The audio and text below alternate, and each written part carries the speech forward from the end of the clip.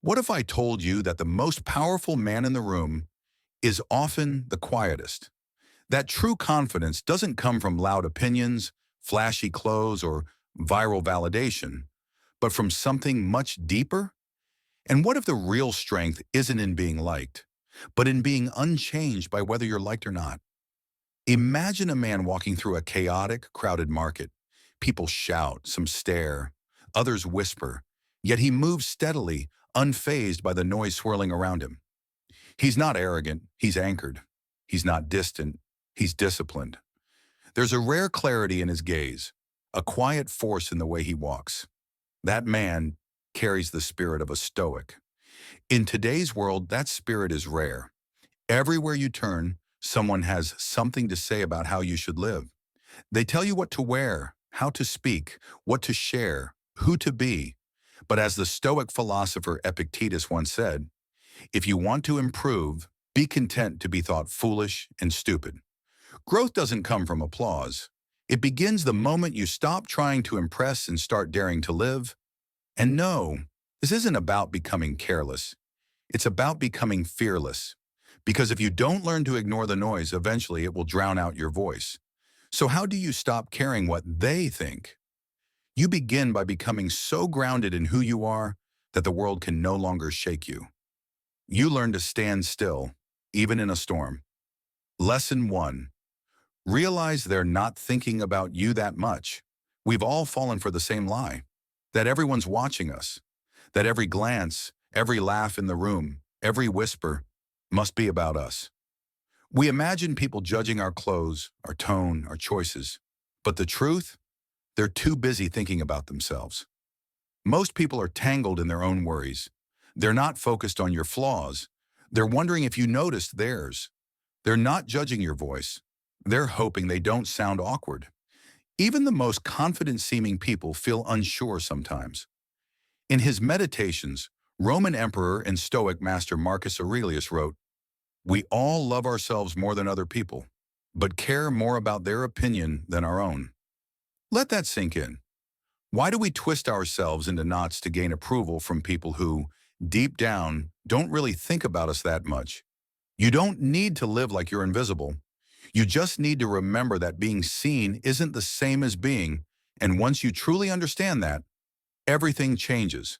Because then, and only then, you can start focusing on what really matters. So let's keep going. In the next part, we'll dig deeper into how your self-worth has been quietly hijacked and what you can do to take it back. We uncovered a powerful truth. Most people aren't thinking about you nearly as much as you imagine. And once you internalize that, you start to loosen the grip of fear. But there's another layer to peel back. Because if everyone's busy worrying about themselves, then who's really watching you? We live inside a loop of imagined spotlight, a mental theater where each person thinks they're the lead under bright lights. Every laugh, every whisper, every glance, we assume it's about us. But here's the truth. Most people are too caught up in their own self-doubt to worry about yours. As Socrates once said, being what we say we are is the best way to live with honor in this world. But how can we truly live with honor if we're constantly shape-shifting to meet other people's expectations? We contort ourselves, our beliefs, our words, our actions, just to be accepted by people who may not even notice our efforts. We stress for hours over something we said or did, while the other person has likely forgotten it moments later. You see, we often believe we're being watched, when really others are busy questioning their own performance. And even if they are thinking about you, the version of you that lives in their minds may not even resemble who you truly are. Defined. When you let go of the belief that you're constantly under scrutiny, everything shifts. You start to speak more clearly. You stop editing yourself mid-sentence. You move through the world lighter, more grounded. You stop reshaping your life to impress people who were never invested in your truth to begin with. That's the beginning of real freedom. Not when fear disappears, but when their opinions lose their power. Lesson 2. Define your own standards. If their cheers give you life, then their silence can destroy you. We talked about the trap of living for other people's applause, The exhausting game of trying to meet everyone's expectations. Now it's time to shift the spotlight and ask a deeper question. What happens when you finally decide to live by your own rules? Pick the discomfort. Choose your path. Make your own rules. In a world screaming with suggestions, opinions, and so-called norms, it's easy to lose sight of your own voice. The louder the noise, the more distant your inner compass becomes. You start following tracks laid down by others. Paths, they say, will lead to success. Go to school. Get a stable job. Buy things you don't need. Smile politely at people you don't like. Repeat. And if you follow this plan without thinking, one day you'll look around and see a life full of things that don't mean anything. You'll see a version of yourself shaped by others' desires, not your own. The Stoic philosopher Seneca understood this deception well. He believed that hardship is a gift because it strips away pretense. It forces you to confront not who you're trying to be, but who you really are. And when you stop measuring your worth by how others see you, something incredible happens. You stop chasing, you start choosing. You begin to say no to things, to roles, to labels that never fit you to begin with. Yes, it will be uncomfortable. Yes, people will question you. They'll say you're too cold, too quiet, too independent, not ambitious enough, too different. But now that you've stopped asking for their map, their judgment doesn't define your destination. So go ahead, define what rich means to you. Maybe it's long walks and free time. Maybe it's meaningful work, peaceful mornings, or creating art that moves the soul. Maybe it's helping others or simply not waking up anxious every day. Your definition is the only one that matters. And when you finally write it down, when you claim it, something shifts. The praise and the criticism, it all starts to sound the same. Just noise. You weren't put here to meet someone else's expectations. You're here to create your own. So if the world doesn't celebrate that, let it. Because you're no longer living for applause. You're living for truth. Now that you've defined your values, let's talk about how to handle criticism without letting it control your self-worth. Lesson 3. Use their judgment as a mirror, not a master. We discovered the freedom that comes from defining your own standards. And when you stop seeking their approval, something else begins to shift. You no longer need their judgment to know who you are. Lesson 4. Practice Stoic indifference. The art of grounded detachment. If you want to stop caring what others think, start by making your inner world off-limits. In Stoic philosophy, this mindset is called apatheia, not apathy, but invincibility. It's the rare skill of staying steady and unshaken, even when the world around you wobbles. The Stoic emperor Marcus Aurelius reminded himself daily, "You have power over your mind, not outside events. Realize this, and you will find strength. People will talk, and they have every right to. But you also have the right to not let it shake your peace. Not responding isn't weakness, it's power. You don't blush when they praise you. You don't fall apart when they insult you. You hear both, and you keep walking." This is apatheia. Many believe power is loud, that strength must make itself known. But real strength, it doesn't need to speak. It doesn't need to prove. It doesn't need permission or applause. Real strength is calm, quiet, centered. When you develop that stillness inside, you become immune to the noise outside. The Stoics weren't cold, they were disciplined. Epictetus said, "If someone provokes you, realize your mind is part of the problem." And that's a hard truth. It's not just them. It's you. It's your pride, your attachment, your desire to be liked, to be seen, to be understood. But when you let go of that need, not with anger, but with grace, you become dangerous.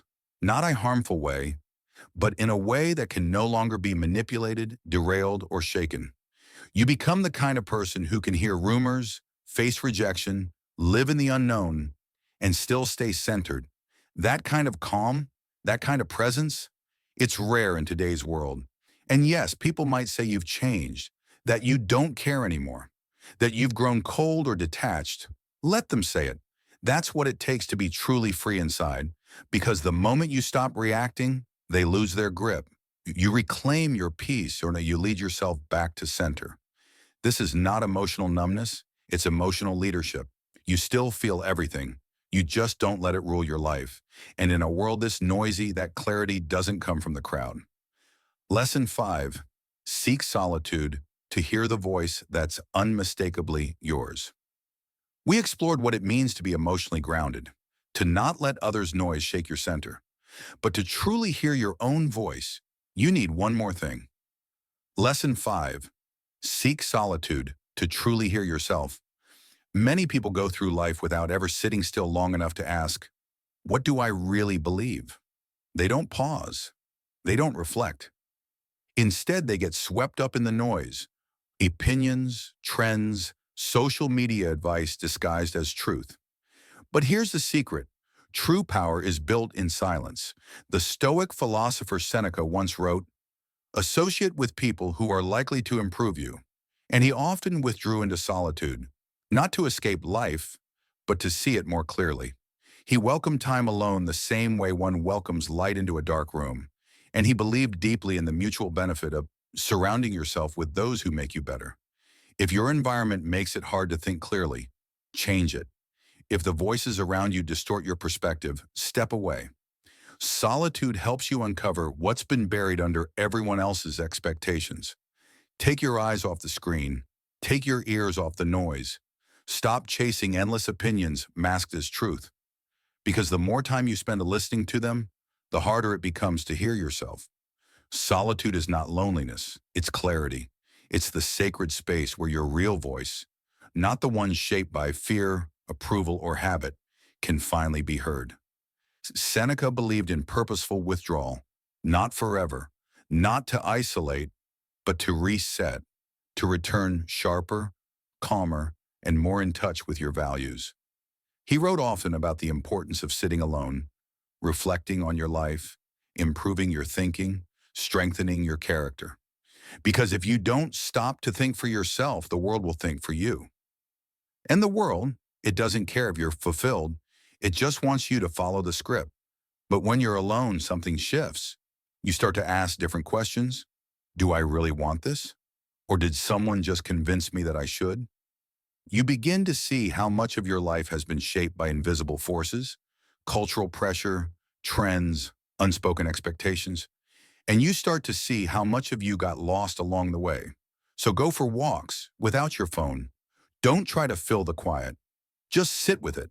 Let the silence speak, because it's only in stillness that your soul begins to stir, and that's where we go next.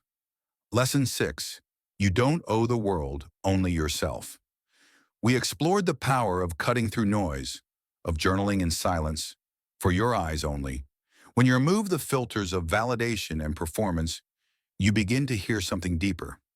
Your own voice, unshaped by opinion or applause. And once you've heard that voice, it becomes harder for the world to control you. Lesson 6. Test yourself in public. The fear of being judged doesn't go away by thinking. It fades when you step forward and face it. Most people never do. They stay silent. They avoid risk. And in that silence, fear grows louder. But the way to shrink it? Put yourself out there deliberately, not recklessly, but on purpose, with intention. In a meeting, speak up. Have a project you've been hiding? Post it. When everyone wants you to say yes, try saying no. The Stoics believed hardship was mental training. Epictetus wrote, "Ariaker anomoid." Pains are what make a person who they are. You can't overcome fear in theory. You overcome it by showing up anyway. Under the lights, in the moment, when it counts. Every time you do something that invites judgment, you train your mind to stay steady in the storm. You feel the sting of critique and realize you're still standing, still breathing, still moving. That's how courage is built, not in the absence of fear, but by walking through it again and again. And the moment you stop avoiding other people's eyes, their power over you begins to break. Try this. Say something unpopular but honest. Share the artwork you've been hiding. Speak your truth without sugarcoating it. Do it not to prove anything to others, but to strengthen your heart. Each time you do, fear loses ground, and you regain a piece of yourself. Epictetus didn't just talk about challenge. He walked into it. He saw it as a mirror, a test, a forge. He once said, "You will never get better if you need praise. So step into discomfort, not to impress, but to grow. Let the judgment come. Let it wash over you. Feel the sting and stay grounded. Because with each battle faced, you become more whole. It's not that the world got kinder, you got stronger. That's what real confidence looks like, not pride, but quiet power earned by walking through the fire time and time again. And once you no longer crave applause, you free yourself to focus on something far more meaningful. Lesson 7. Build something greater than approval. We explored what happens when you face judgment head-on, not to win applause, but to become stronger. Now let's go deeper. What happens when you build something from your soul and no one claps? Lesson 7. Build something greater than approval. Approval is addictive. It gives you a rush, a hit of significance. But like all highs, it fades. You post something. People like it. Your heart lifts. You speak in a room. They nod. You feel validated. But then comes the silence. And in that silence, doubt creeps in. You start to wonder, was it good enough? Should I do more? Did they really mean it? And the cycle begins again, waiting for the next hit of validation. But here's the truth. None of it will sustain you unless you build something deeper, something stronger, something that applause can't shake and criticism can't erase. That's when you begin the real work, climbing the mountain no one else sees, the one inside you, the one in the dark, the one that matters, not because it's praised, but because it's true. Maybe it's your work. Maybe it's your business, your family, your values, your beliefs.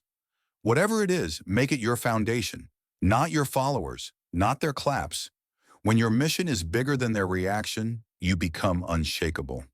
Remember, Marcus Aurelius never intended anyone to read Meditations. It was a journal, a note to self, a raw, honest conversation with his own soul. That's what makes it so powerful. Not that it's polished, but that it's real. That's your goal too, to create because it matters, to speak because it's true, to lead even if no one follows, to serve not for praise but because that's who you are. When you have a mission, praise becomes a breeze. It passes through you. It doesn't move your roots because you're not acting anymore. You're living. And the irony, that's when people are drawn to you, because the person who doesn't need to be liked becomes magnetic, not because they're trying, but because they are fully themselves, consistently, unapologetically, and beautifully. And once you build from that place, from authenticity, you'll realize you don't owe anyone a justification for how you live.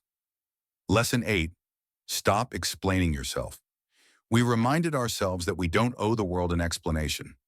Living your truth, quietly and unapologetically, is the most powerful statement you can make. Lesson 9. Stop letting others run your life. Reclaim your authority. You choose your own path. You walk it with purpose. And if they don't understand, that's not your burden to carry. It's their journey, not yours.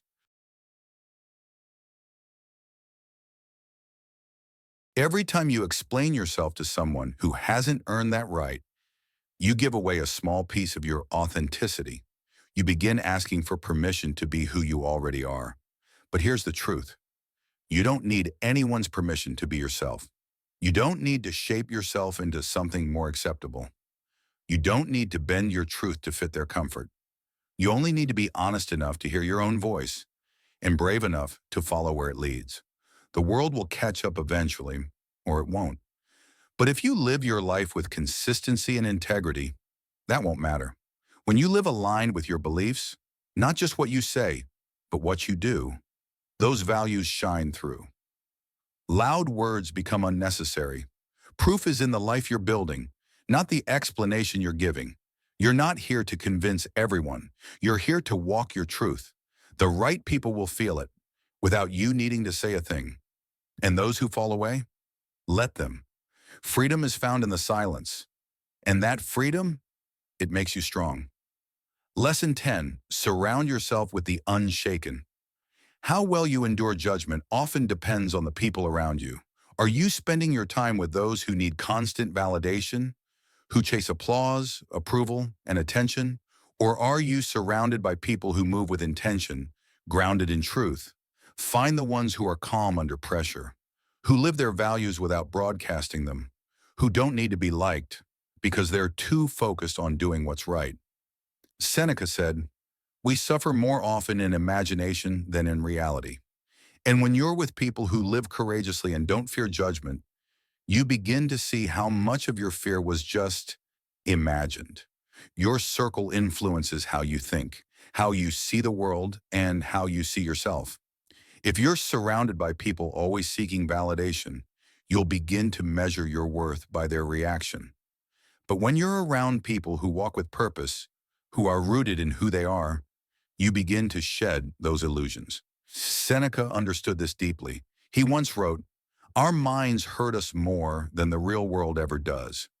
And when you're around people who no longer dance for approval, who don't flinch when criticized, you begin to see clearly. The judgment you fear is often just a shadow you created. These people, they don't shift who they are when they're judged. They don't perform to please. They don't chase hollow compliments. They walk quietly, but their strength, unmistakable. And being around them grounds you. Their calm becomes contagious. Their clarity becomes a mirror. Soon, what once felt like a battle for acceptance becomes a quiet, unshakable confidence. And through them, you learn this essential truth. You were never meant to fear judgment. You were meant to rise above it. In the next lesson, we'll talk about one final truth. When you belong to yourself, you no longer need to fit anywhere else.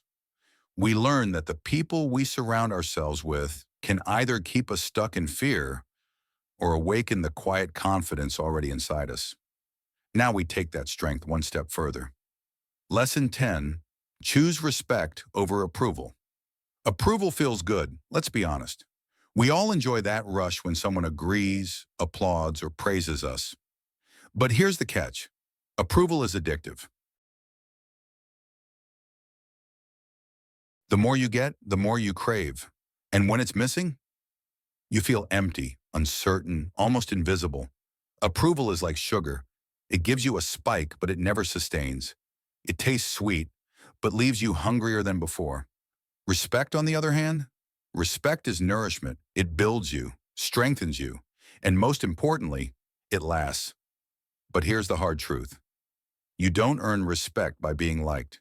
You earn it by being real, by standing your ground when it's not easy, by saying no when everyone expects yes, by doing what's right even when it's not rewarded. People respect you not when you please them, but when you live by a set of values that doesn't bend every time the crowd shifts. They may not say it out loud. They may even misjudge you at first, but deep down, people notice the strength in someone who chooses honor over popularity. That kind of strength, it doesn't show off. It doesn't need applause. It doesn't crumble in silence. It holds. And when you walk in it, calmly, quietly, steadily, others feel it too. They may not understand you. They may not agree with you, but they will respect you. Because respect doesn't come from looking good. It comes from being honest. Even if that honesty means losing friends, even if it means missing out on short-term gains. Because what you gain instead is yourself. You stop moving to please. You breathe slower. You walk steadier. You stop chasing approval because now you are the proof. And when you realize that, their grip loosens. Their opinions fade. Their judgment loses its sting. You weren't made to fit in. You were meant to live. As Marcus Aurelius once said, "It is not death that a man should fear, but never beginning to live." So get up, walk forward, let them talk, let them watch. You're no longer looking back. You're on your way now, free, rooted, and unstoppable. And when you live with that kind of clarity, you'll understand one final truth. You don't find your purpose, you live it, one brave step at a time.